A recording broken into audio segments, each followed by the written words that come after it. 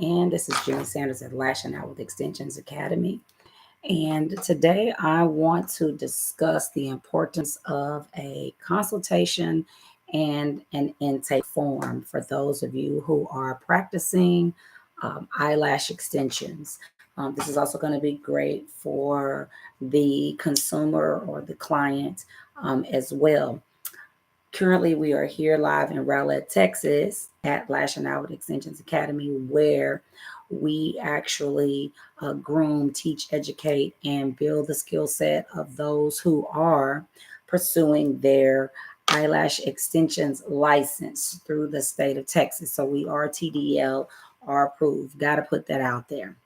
Lash extensions is now becoming more of a luxury service, um, instead of just one that you put on just to go to church or for your casual event, or it's literally become a lifestyle, a must have. And because of that, many individuals from different walks of lives, for whatever reason, many health situations, may um, suffer allergies, may be sensitive, right? May be allergic. And just like hair products and anything else, you've got different brands, you've got different ingredients, different varieties, or what have you. It is important to know more than beyond the surface when it comes to services done for the client. As an educator, I try to give my students many different types of consultation forms. The reason I do this is so that they have the opportunity to kind of customize, because a lot of times there are some things that you may not have encountered with some clients that you need to have on these forms. And the more information, the better. There's you can't go wrong. The more information that you have. So your consultation form, for instance, is going to, and I'm going to use just a few of them just for reference while I'm here. I'm not going to say, where they came from, so on and so forth. Because, like I said, I like to pull different consultation forms because there is never one just great set form. But again, the more information you have on it, the better, so that you as the artist can make great choices, as well as the client that is receiving the actual services. So, of course, you want to have your business name, logo, all that good stuff, right? Then you want to be able to get all the information that you need from the customer: their name, their address, their contact phone number, date of birth, uh, email, everything. You want to get all of this information so that you have the ability to contact and communicate even after the service, and especially within the first 48 to 72 hours after the service. You want to ask the client, how did they hear about you? It's great to know, where your information is going, how people, are coming to you, how far your marketing and branding reach is actually going. Were they a referral? You may want to give, perks and different things like that. Or if they just heard about you online, or so on and so forth, or was just a walk in, passed by, what have you. You want to ask if it is the first time that they have gotten eyelash extensions, even from temporary tabs and strips. This will give you an idea of what type of style and look your client is already going to be looking for. Okay. Um, this will also allow you to be able to know if you need to start from the very beginning if someone has never had eyelash extensions before. Okay, so that you can give them their different options, because what you don't want to do is give them too much too soon and then you turn them off. Okay, most people start out low and then they continue to elevate, as they enjoy the many different looks that they can achieve with eyelash extensions. Then you also want to know their lifestyle, because just like with nails or anything else, you want to know if this is an active person, if they're in sports, or they're in the glam world, cameras, those types of things. Maybe a stay-at-home mom who doesn't want a whole lot of something that requires a lot of maintenance. So this also gives you an opportunity to gauge the type of client that you're dealing with and the type of look moving forward, as well as how much maintenance they will need to put in to keep up the service. Okay. You will need to know if this client wears contact lenses or is wearing glasses.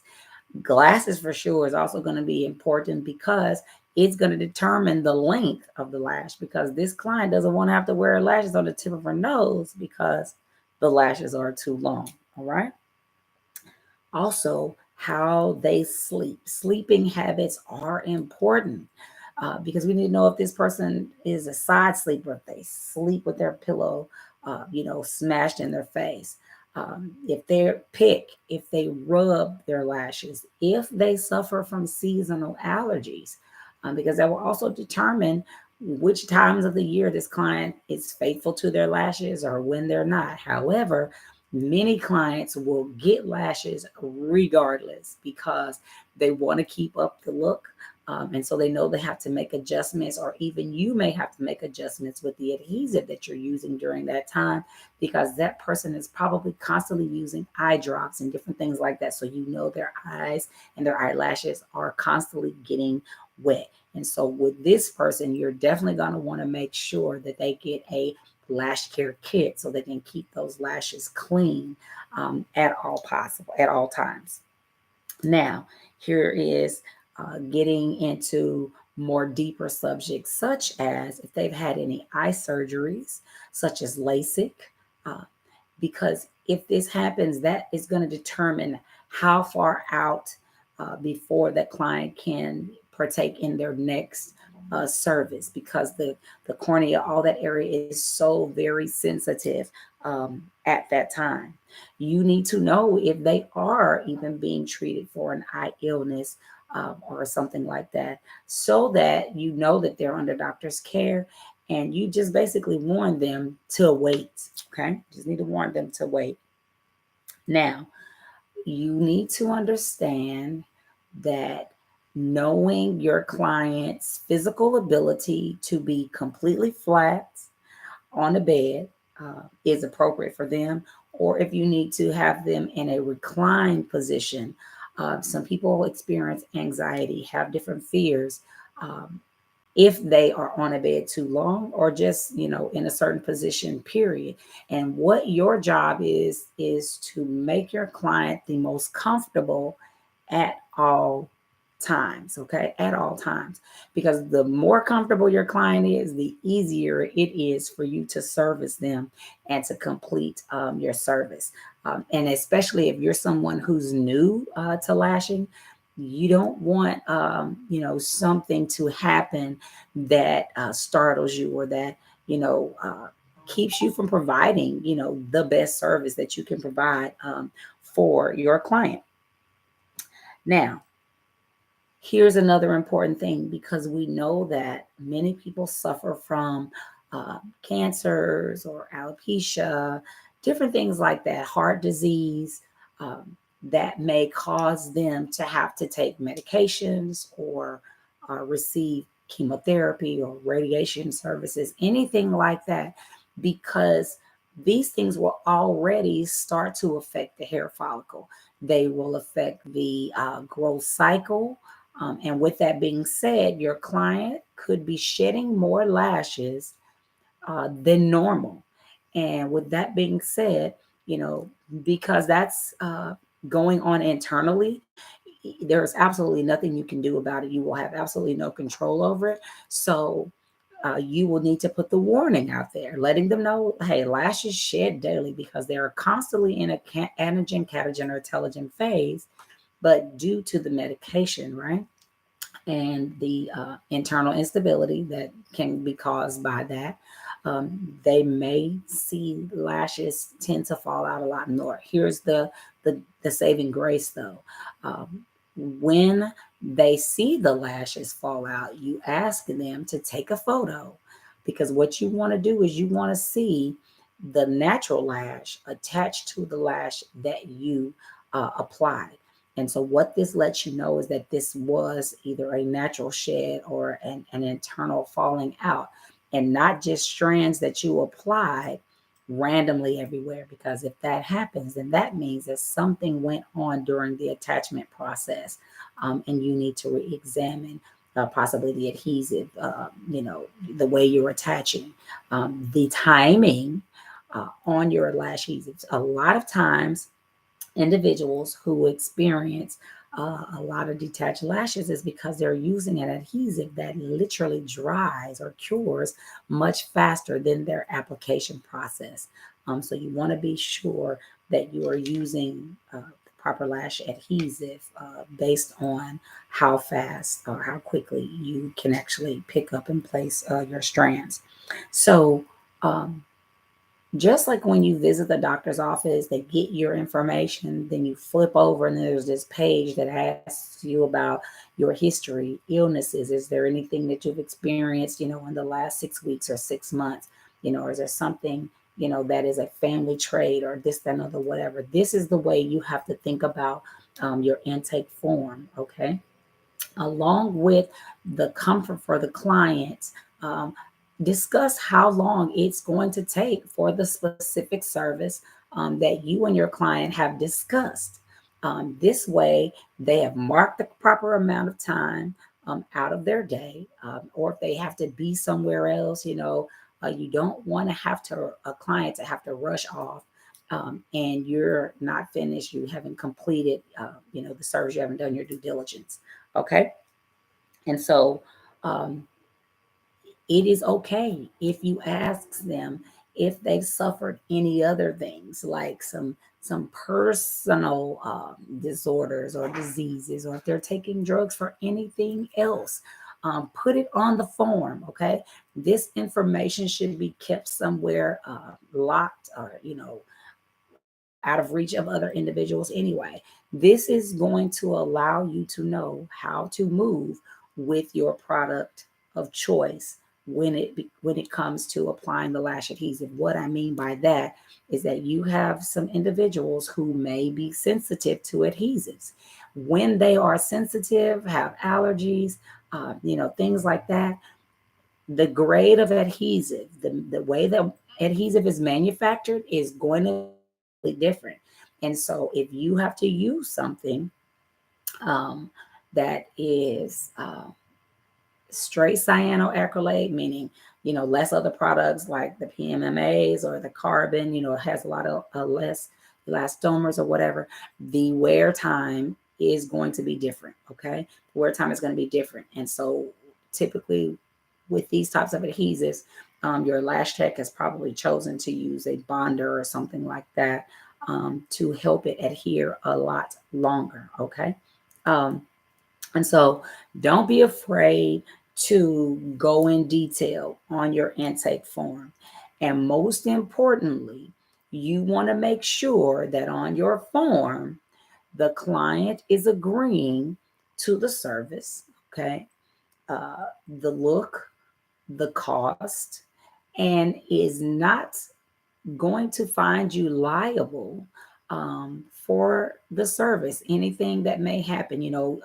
Sometimes a client can get a little bit of swelling if the adhesive that they, may be allergic to gets on their skin. And most of the time, listen, I've had an instance where a client used the same adhesive, but she never had a reaction to it unless the bottle was brand new. Go figure. Okay. And so that is an easy fix. This is why it's very important that you communicate with your client within 24, 48, I even say 72 hours after uh, getting a service. But it's very important that you pay attention and you listen during the consultation and intake uh, uh, discussion so that you can listen if they are sensitive. Because if so, then a patch test is required. You really would like to do a patch test all the time, but for the most of the time, you don't get 48 hours to see all of your clients that are coming in, especially if they're new. Most of the time, they found you on a social platform or they were referred. And so, of course, they trust you because someone else that they know is receiving the services and say that. So they go right into your booking link. schedule the appointment, in most cases, pay the deposit or whatever, and they are ready to rock and roll. But you want to make sure that you ask that you bring that up, because in the event someone who knows that they're highly sensitive is typically going to say that. And that way you get the opportunity to at least say, hey, come earlier in the daytime before your appointment. Let's do a quick patch test behind the ear or in the inner elbow. And if they typically have not suffered any type of swelling, irritation, or anything like that from that point up until the time they come in for their service, then 9 times out of 10 you're probably good to go. In the event that does happen, you can ask your client to gently run water over the section, the area where you have applied the adhesive, so that the water is now actually flushing the system, since you have applied the adhesive there. Typically, if they're very, very highly sensitive, they will know within the next maybe 30 minutes to an hour. It usually doesn't take that long. Okay.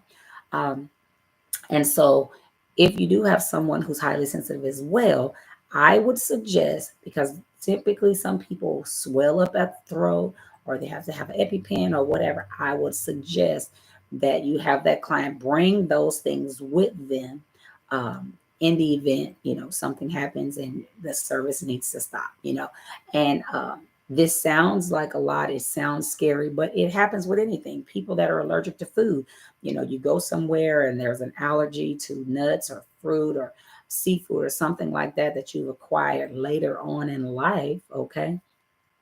um, you just got to be prepared. So you know that you need to call 911 or whatever the case may be. But after that, you should be good to go. So make sure that you have their signature, pen to paper on form. Okay. Um, and so that way you're beginning a great working relationship, right? You've divulged all the information. Be sure to ask the client if they have any questions or concerns, and use this as a log, so that you can write down the service you started out with them on this form, any suggestions that you made, any concerns that they may have had, etc. And then you're able to move on with the service. And when you do this, you teach people, the professional that you are. They know what to expect. And this way, when they are actually referring someone else as well, they've already put your business, before that individual. They know that, you're about business, that you are concerned not only with providing an amazing lash service for the client, but that they are as comfortable as possible, that they absolutely love the service. And so that this builds a lasting relationship. So, not just retention of the lash extensions, but retention in the relationship. So I hope that this information is helpful to those of you who are out here lashing. And if you're in most other states, up in Texas, typically you are an esthetician or a cosmetologist. And so for some of you that are looking for the information, hopefully this is very vital to you and your business. A lot of times we get out into business and we kind of get comfortable and we kind of stray away from the basics. And so I'm going to put another suggestion out there. Anytime you change adhesives, anytime you change manufacturers, right? I would have my clients do another consent and intake form, because it's a different ball game. Okay. The material safety data sheets that you receive from company to company are going to be completely different. They're going to come with a different set of safety guidelines. They're going to come with a different set of ways to store the adhesive. Of course, they're going to come with different manufacturing dates. And so, with that being said, if your clients come in, and it's just great as a business owner or a self employed entrepreneur, um, to literally just send out, a message to all your clients and say, hey, we're trying out some new adhesives this month, et cetera, et cetera. So I'm going to need for everyone to, complete a new consent and intake form. And nowadays, you don't have to do them on paper. However, it is great to have at least one form via paper that you can keep on file. Always have the ability to be able to kind of go through, checking with your clients, especially as the seasons change or what have you. But you're able to have these types of forms on your devices. Pretty much all of your scheduling apps now have the ability for you to create forms, web forms, or even log and copy or apply links to the forms that you have. And I would make it a requirement. It would be a requirement so that your clients know, even when they're booking brand new, you know, listen, veterans, whichever, that it is going to force them to complete and fill that form out so that you know that they read it. And so this is why it's good to have a form actually in-house as well, because how many of you know that most of your clients are just clicking that button and they're not reading the form in detail? Okay. And so if you actually have a physical form signed in-house with their signature on it, I would say do that. Okay. Because at the end of the day, lashes is a great way to enhance the community, make women feel more confident, um, you know, um, esteemed, have high esteem about themselves. It's a great way to eliminate additional makeup if you're someone who likes to keep it simple, right? Um, it's great if you are in the makeup world. You're always out in front of an audience. You're a speaker. You're an educator, right? Because you're setting your best foot forward. But it is an amazing career. It is a timeless service, and anyone at any age can wear it as long as you have strands to apply to. So make the most of it. Make your work stand and lasting, so that other people are talking about it, right? But we got to follow the rules and we got to provide protection for both ourselves, our business, and our clients. So I hope that this has been a help to those of you who are in this amazing beauty industry. Have an amazing day.